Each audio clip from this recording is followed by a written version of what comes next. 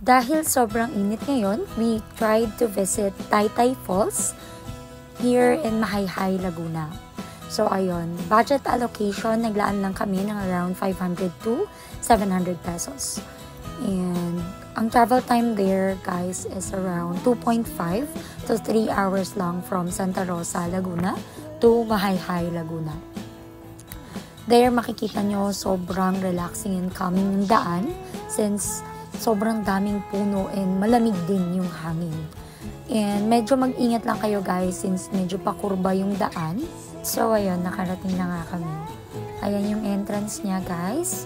Yung ticket nga pala na 50 pesos ay kukunin nyo after registration dun sa barangay hall ng Mahayhay.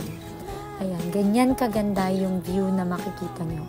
And guys, remember, free tent pitching dito. Kaya pwede nyo kaming gayahin na nag-picnic mat lang.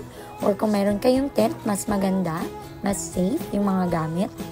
I don't know if may cottages sila, pero meron silang mga transient houses or apartments na pwede i-rent.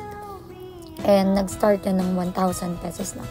Yung nilakad namin is around 5 to 10 minutes walk lang yan. And makakarating na kayo sa falls. Yan, ganyan siya kaganda. So, ayun guys, makikita nyo, kahit April 1 na kami pumunta, sobrang dami pa rin mga tao na nadat na namin dyan. I don't know kung kailan pa sila dyan kasi more of them parang nag-overnight stay talaga. Since pag nakarating kayo dito, parang ayaw nyo nang umalis kasi stress-free talaga and sobrang calming and relaxing yung environment. Then, ayan, makikita nyo yung mga bato. Yung slide na yan pala, guys, feeling ko man-made na yan. As well as the bridge and stairs. And safe naman. Pwede nyong lakaran yung mga bato na yan. Parang yung ginawa ko. Diyan lang kami dumaan papunta sa falls. Hindi siya madulas. Kahit yung slide na yan, makikita nyo yung mga tao tumatambay dyan kasi hindi talaga siya madulas. Safe na safe yung place or yung ramp na yan. And then, ayun. Kung mahilig kayo sa adventure, pwede kayong mag-hop on sa mga rocks tulad ng ginawa ko or namin. Yan. So, makikita niyo yung tubig. Sobrang clear, sobrang linis.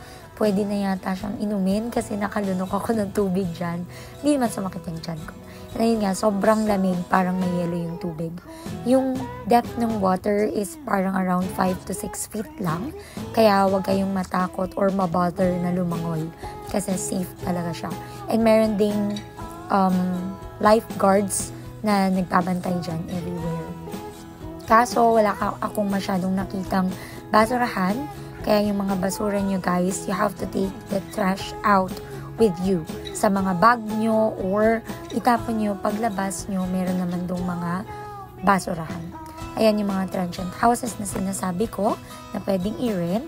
Starting 1,000 pesos. Parking fee nga pala is 20 pesos lang for motorcycles and 50 pesos for cars or four-wheeler na mga sasakyan.